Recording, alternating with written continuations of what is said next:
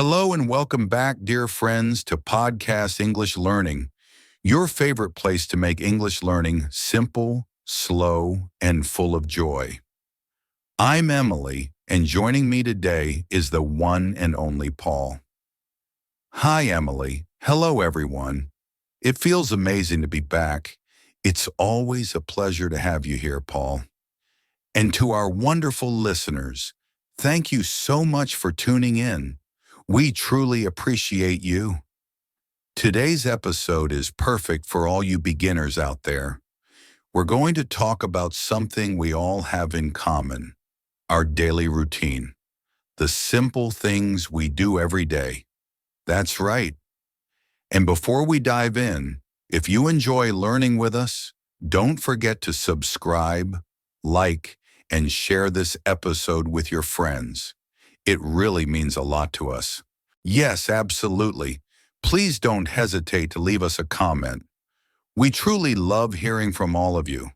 Whether it's a question, something new you've learned, or just a little note about your day, it really makes our day brighter.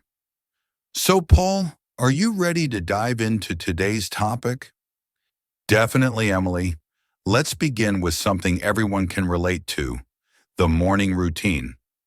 Great. So what's the very first thing you do in the morning? Well, the very first thing I do is wake up. I usually wake up around 7 o'clock. 7 o'clock? That's a nice time to start the day. I sometimes wake up a little earlier, around 6:30. Wow, you're an early bird, Paul. Maybe just a little.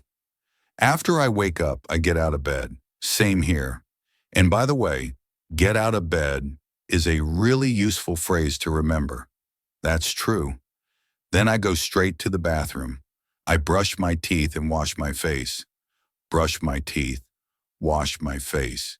Yes, these are such common and important actions in the morning. Exactly. Then I usually go to the kitchen. Ah, the kitchen. Everyone's favorite place in the morning. What do you normally do there? I usually make breakfast.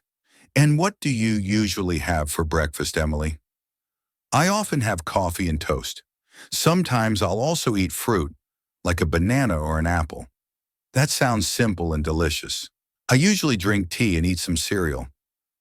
Nice and light. After breakfast, I get dressed. Right. Get dressed means putting on your clothes for the day. Exactly. I usually pick something comfortable and weather appropriate. And you, Emily, what do you do after getting dressed? Well, if I'm heading out, I'll put on my shoes and maybe my coat too. Very good expressions there. Put on my shoes, put on my coat. After that, I usually leave the house. And where do you usually go? Most days I go to work. I work in an office. Interesting. I sometimes work from home, but I also go to an office a few times a week. So, Paul, walk us through your full morning routine. Sure. I usually wake up at around 6:30. Then I get out of bed and head to the bathroom, where I wash my face and brush my teeth. After that, I go to the kitchen, make tea, and eat some cereal. Then I get dressed. If I need to head out, I put on my shoes, maybe a jacket, and then I leave the house and go to work. That's a solid routine, Paul. Thanks. And let's quickly go over some of the key actions we talked about. Wake up, get out of bed, go to the bathroom, brush my teeth, wash my face, go to the kitchen, make breakfast, have breakfast, get dressed, put on shoes, put on a coat, leave the house, go to work. These are all very useful verbs for beginners, and they help you describe your day clearly and confidently. So, Emily, what's your workday like? At work, I usually sit at my desk and work on my computer. Most of the time, I answer emails and write reports. Those are great phrases. Sit at my desk, work on my computer, answer emails, write reports. Things that many people do every single day. Exactly. And sometimes I also have meeting with my colleagues. Have meetings. A very useful phrase. A meeting is when people come together to talk about work. That's right. What about you, Paul? What do you do during the day, especially when you're working from home? Well, if I'm working from home, I also sit at my desk and use my computer. I often write articles or prepare lessons. And yes, I also have online meetings. Write articles, prepare lessons, online meetings, very practical. Yes, and usually around lunchtime, I have lunch. What do you usually eat? I often have a sandwich or a salad, something simple and light. That sounds healthy. I sometimes bring lunch from home, or I go out to eat. After lunch, we both usually go back to work until the end of the day. And when work is finally done, I usually go home. That's always a good moment. So, Paul, what do you usually do when you get home from work? Well, sometimes I just relax on the sofa and watch TV. It's a nice way to unwind after a long day. That sounds really peaceful. Relax on the sofa, watch TV. Simple pleasures. Exactly. And sometimes I also cook dinner. Oh, nice. What do you like to cook? I usually make pasta or sometimes a simple soup. Something warm and comforting. Yum! I enjoy cooking dinner too. Sometimes I even try new recipes just to keep things exciting. That's a great way to explore new flavors. So what do you usually do after dinner, Emily? After dinner, I usually wash the dishes. Not my favorite task, but it needs to be done. Ha ha ha ha. Same here. After that, I might read a book or talk to my family or friends. All of those are wonderful ways to end the day. What about you, Paul? What do your evenings look like? Well, in the evening, I sometimes go for a walk. It's good exercise and helps me clear my mind. Nice. I also enjoy that. Or I might just listen to music. What kind of music do you like? A bit of everything. But at night, I usually choose something calm and relaxing. That sounds lovely, Paul. So, before you go to bed, what's your last step? I usually brush my teeth again. It's a simple but important habit. Definitely. Brush my teeth. Such a good routine. Yes, and after that, I go to bed. What time do you usually go to sleep? I try to go to bed around 10:30 or 11 o'clock. That's a good time. I usually go to sleep a bit later, around 11:30. All right, let's take a moment to summarize everything we've covered in today's episode.